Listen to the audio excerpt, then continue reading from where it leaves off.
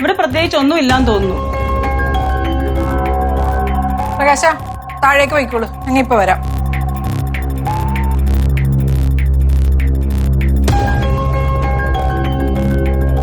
ഞാൻ മാളുവിന്റെ ഫ്രണ്ടിനോട് സംസാരിച്ചിരുന്നു. അവൾക്കൊരു റിലേഷൻഷിപ്പ് ഉണ്ട്. ആണോ? അവന് സ്കൂളിൽ പഠിക്കുന്നവനല്ല, പുറത്തുള്ളവനാ. ബ്രേക്ക് ടൈമിലൊക്കെ മാളു അവനെ കാണാൻ പോകാറുണ്ട്. അതാരാണ് അറിയാൻ പറ്റിയോ? ആളെ പറ്റി ഡീറ്റെയിൽസ് ഒന്നും അറിയത്തില്ല. എന്താ മക്കളെ? അബിക്ക് എന്തോ പറയാനുണ്ട്. പറയ്. പേടിക്കണ്ട അബി, പറഞ്ഞോ. ചേച്ചിയുടെ കയ്യിൽ ഒരു ഫോൺ ഉണ്ടായിരുന്നു. ഫോണോ? മൊബൈൽ ഫോണാ? എടാ നീ ആട് ചോദിച്ചത് എടുത്തേ. എന്റെ ഫോൺ ഇതാരുടെ ഫോണാ? എടാ നീ എന്തിനാ അനാവശ്യ കാര്യങ്ങളൊക്കെ ചോദിക്കുന്നേ? ഓഹോ, അങ്ങനെയാണല്ലേ. എന്റെ ഫോൺ പ്ലീസ് പ്ലീസ് പ്ലീസ്. നീ പറയുന്ന എന്ത് ഞാൻ മേടിച്ചു തരാം. പ്ലീസ് ബഹളം വെക്കാതിരിക്കുക. എന്ത്? നീ പറയുന്ന എന്ത് ഞാൻ മേടിച്ചു തരാന്ന്. അതിന്റെ ഫോൺ നമ്പർ വല്ലതും അറിയോ മോനെ? അറിയില്ല. അതിൽ ആരെ വിളിക്കുന്നതെന്ന് അറിയാമോ? അതും അറിയില്ല.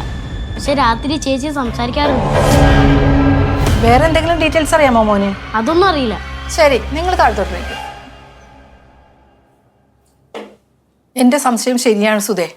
അവൻ കാരണം മാളു ഏതോ അപകടത്തിൽ പെട്ടിട്ടുണ്ടാവും, അത് ഉറപ്പാ. മാളുവിന്റെ കയ്യിലെ ഫോൺ ഓൺ ആണെങ്കിൽ അവനെ നമ്മൾ കണ്ടുപിടിക്കും. എങ്ങനെ? അതൊക്കെ കണ്ടുപിടിക്കാം.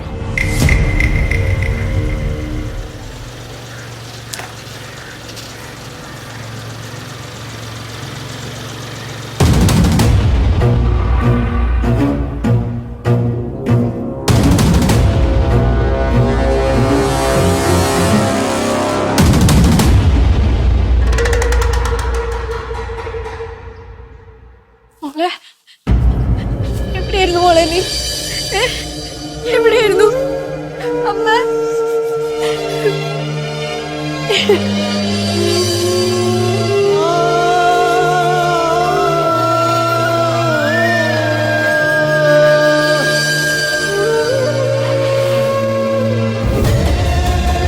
കണ്ടില്ലേ? നിനക്ക് എന്താണ് പറഞ്ഞത്? എന്റെ മോളെ ഞാൻ തന്നെ കൊണ്ട് തട്ടിക്കൊണ്ടുപോയി, നിനക്കല്ലേ? എന്നാലും നിങ്ങളൊക്കെ എന്നെ പറ്റി ഇങ്ങനെ വിചാരിച്ചല്ല.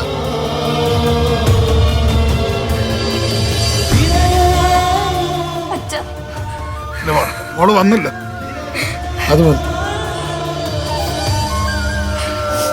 മക്കളെ, ചേച്ചി അകത്തോട്ടുണ്ടോ? നിങ്ങളുടെ അറിവിലേക്കായിട്ട് ഞാൻ പറയുകയാണ്, മാളുവിനെ കണ്ടുപിടിക്കാൻ സഹായിച്ചത് മാളുവിന്റെ കയ്യിലുള്ള ഫോണാണ്.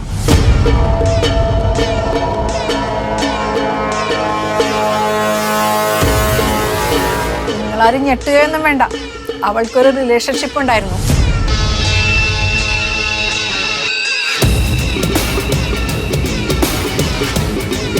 അവനോടെല്ലാം പറഞ്ഞ് അവസാനിപ്പിക്കാൻ പോയതാ മാളു.